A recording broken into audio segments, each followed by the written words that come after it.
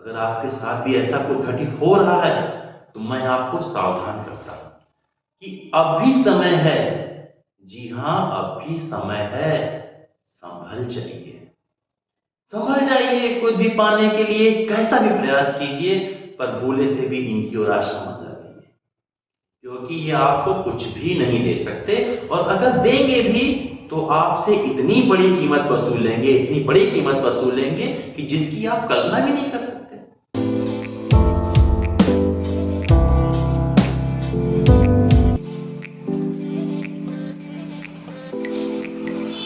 हम सभी एक विशेष परिस्थिति में जन्मे प्राणी हैं, पर हमारे इस धरती पर आते ही ये परिस्थिति हमारे शारीरिक विस्तार के साथ साथ अपना विस्तार भी करने लगती है और उनमें अन्य बाहरी परिस्थितियों को जोड़ते हुए सामूहिक होकर चक्रीय स्वरूप धारण कर लेती है और सुख दुख का क्रम शुरू हो जाता है।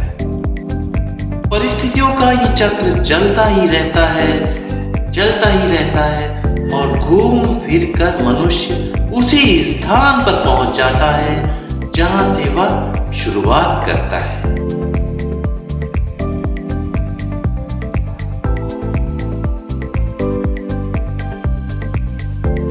बात कुछ वर्षों पूर्व की है, जब मेरी बहन के 2 वर्षीय बच्चे को एक बर्रे ने काट लिया। जब मैं उसके पास पहुंचा तो मुझे देखकर रोने लगा। मैंने सांत्वनावश उस पर प्यार से हाथ फेरा और उसे समझाते हुए कहा, रो मत बेटा, सब ठीक हो जाएगा। मेरे शब्दों ने उस पर मरहम का काम किया और जब कुछ घंटों बाद उसकी पीड़ा व सूजन कम हुई तब मुस्कुराता हुआ मेरे पास आया और घर वालों को संबोधित करते हुए बोला, देखा, ठीक हो गया ना। मामा जी ने कहा था सब ठीक हो जाएगा और हो भी गया। और उस दिन के बाद से जब भी वह किसी को किसी परेशानी में देखता तो यही बात समझाता कि सब ठीक हो जाएगा, क्यों रो रहे हो। कितनी सच्ची बात है ना ये। जीवन एक निरंतर चलने वाली प्रक्रिया है।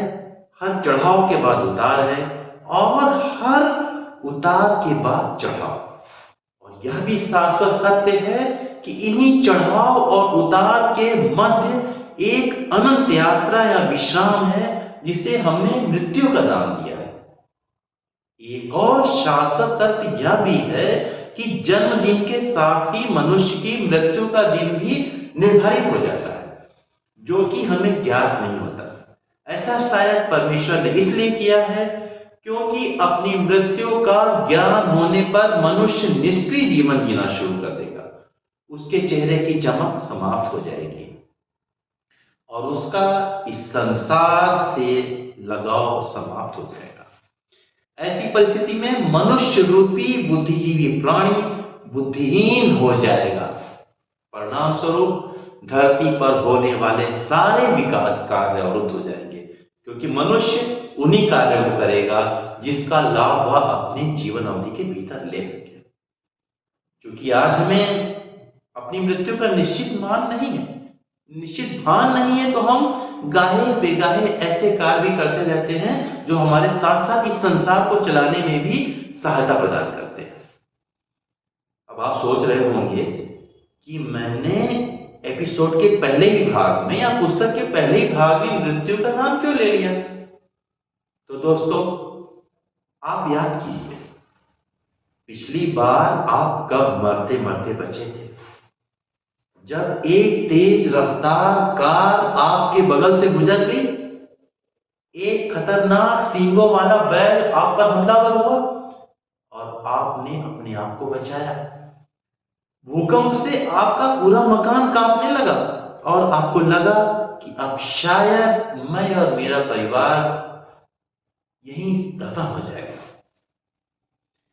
ऐसी ही अनेकों घटनाएं आपके साथ दिन प्रतिदिन होती हैं, फिर भी आप सलामत हैं और मुझे अपने सामने देख रहे हैं, या फिर अगर पाठक हैं तो मेरी पुस्तक पढ़ रहे हैं।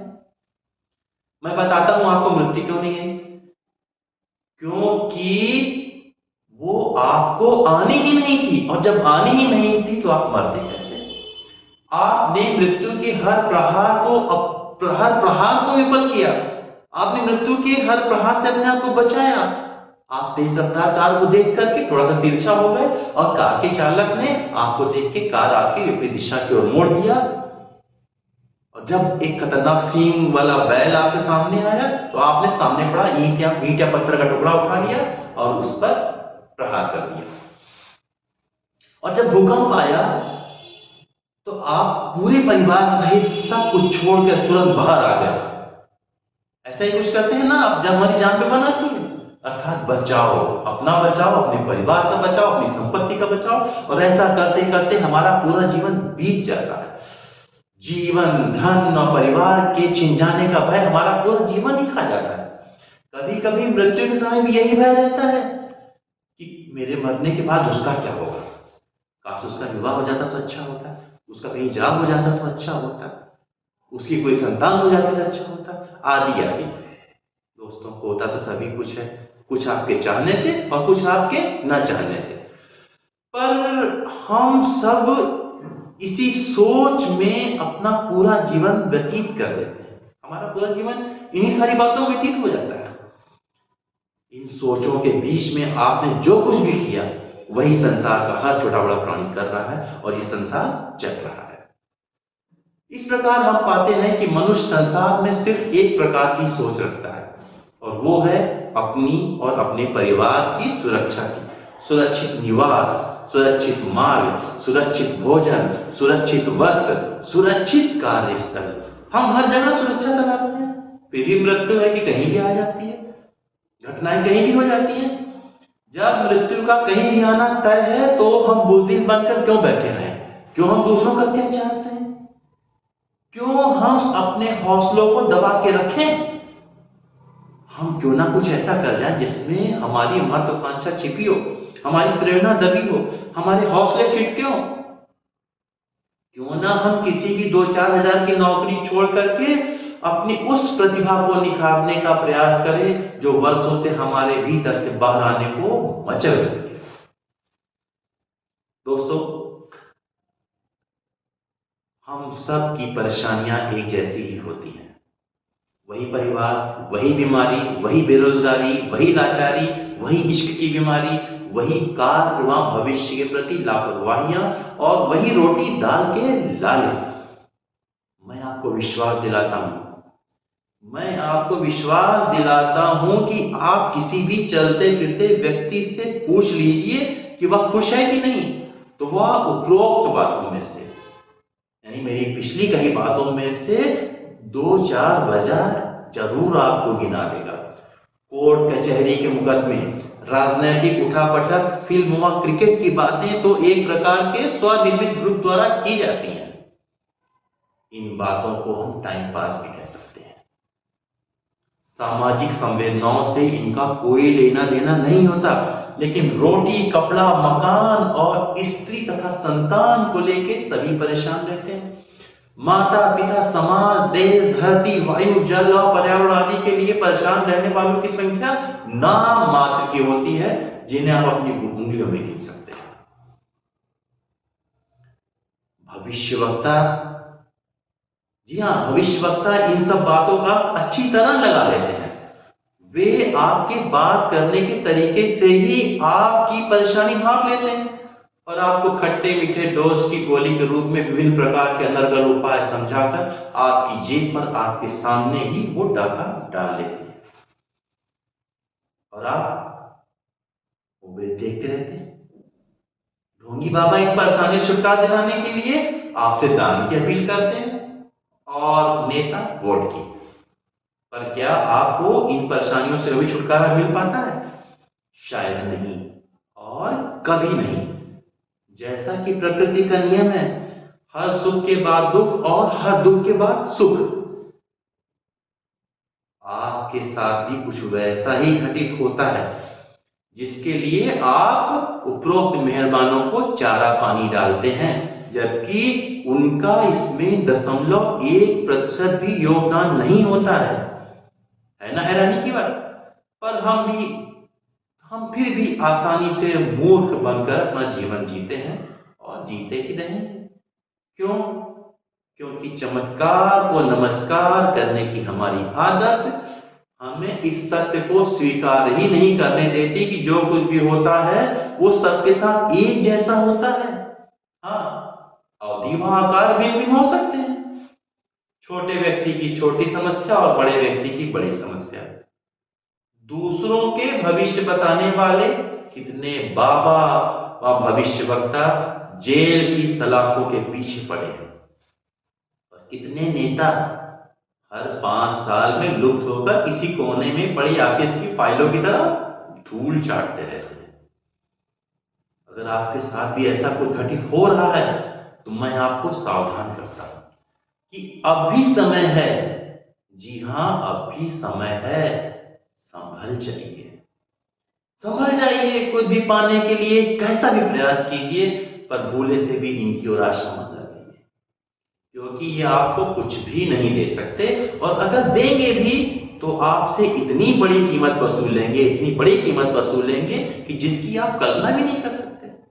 इनके द्वारा फैलाए हुए सम्मोहन के जाल में फंसकर लाखों लाखों बर्बाद हो चुके हैं और लाखों अपनी जान गंवा चुके हैं। त्वरित व पराधीन विकास या विकास की अवधारणा स्वयं की व या देश की ये एक घातक प्रक्रिया है और एक कोरी कल्पना मात्र है।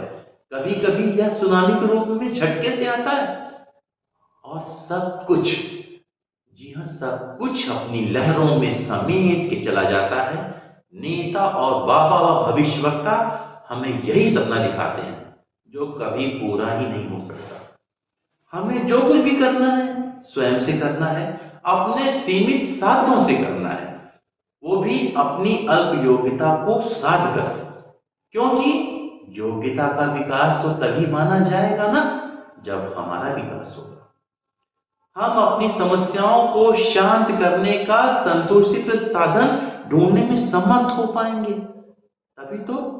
और ऐसा तभी संभव होगा जब हम अपने प्रयासों की कमान को सने सने तानेंगे और आवश्यकताओं की कमान को पीछे खींचते हुए मन में यह निश्चय करेंगे कि हमारा ईश्वर सिर्फ एक है, वो है हमारा प्रयास। हाँ, वो है हमारा प्रयास जिसकी हमें पूजा करनी है, जिससे हमें वह सब कुछ मांगने से मिल जाएगा और जिस पर सिर्फ और सिर्फ हमारा ही अधिकार होगा, जिसे हमसे कोई नहीं छीन सकेगा, क्योंकि वह हमारे अस्तित्व का एक अभिन्न हिस्सा होगा।